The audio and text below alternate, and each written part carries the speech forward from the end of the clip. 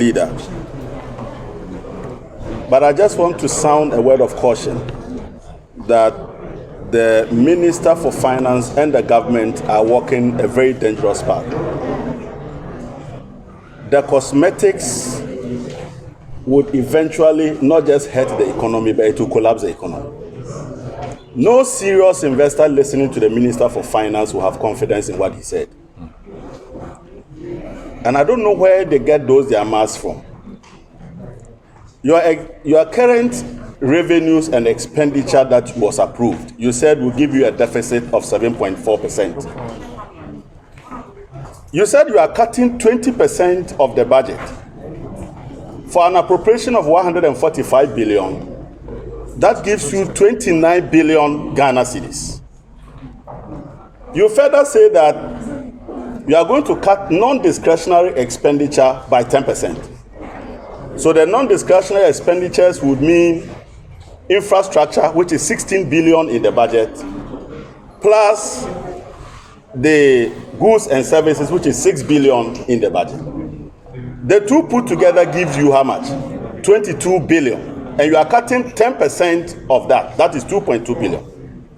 If I add 2.2 billion to the 29 billion, which is the 20%, I get 31.2 billion.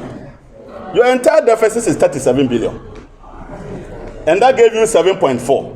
Yet when you cut off 31 billion of that 37 billion, you still get a deficit of 7.4. You understand what I'm saying? Voodoo.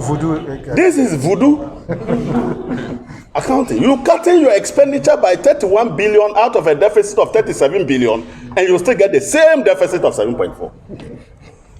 Then in addition to that, you say you are increasing the revenue, but still your deficit will be 7.4. Quite clearly, these financial engineers thought that we didn't go to school. So we can't see voodoo and we can't see fraud when we find one. 2, I want you to go to the budget data, okay? Appendix 3.8, Summary of Central Government Operations. And this you find it under page 232. Under page 232, they give you details of foreign financing of the budget. And the foreign financing of the budget, the total borrowing is about 12 billion. 7 billion of that is coming from project loans. That is not the 2 billion he's talking about. What he's talking about is what we call the sovereign. So you have the Euro bonds, term loans, green bonds, whatever they call them. All that put together is about 4.5 billion Ghana cedis. If you divide 4.5 billion Ghana cedis by the exchange rate of 7.5, let me give you 7.5. You get $600 million as the only foreign financing of the budget that the so-called 2 billion is allowed. So he's taking an additional $1.4 billion, technically telling you that after all that I told you, I'm going to increase my deficit by how much? $1.4 billion. Because that $1.4 billion is not accounted for in your fiscal framework. So you are cutting expenditure, and yet your deficit remains the same. You are borrowing more by 1.4 billion. You still want us to believe that even though that was not part of the original deficit, your deficit remains the same. Ken Ofori-Atta, we are tired of these numbers that you are cooking. And the investor community is very smart. He keeps blaming COVID and everybody. And Ukraine, Russia, and what have you. When he came to Parliament on the 17th of November, after he read the budget, the investor community gave a response. They moved away from the yield on our Euro bonds from 11% to 15%.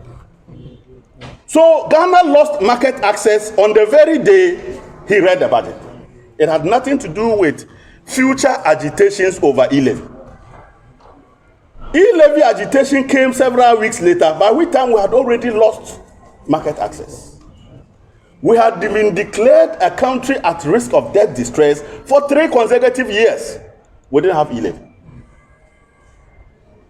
So the mismanagement of the economy. Let me tell you why they are going to borrow this $2 billion. It is not to provide forex. As we speak now, Government interest payment that is due in the next couple of weeks is in excess of $1.6 billion. And if government does not find that $2 billion, we will default in the payment of our interest cost. So that is the one they are looking for. And they want to throw away this budget in order that they don't default. So the people who need the dollars to go back to their home country because they are reversing their portfolios, they are not the reasons why he's looking for the dollars.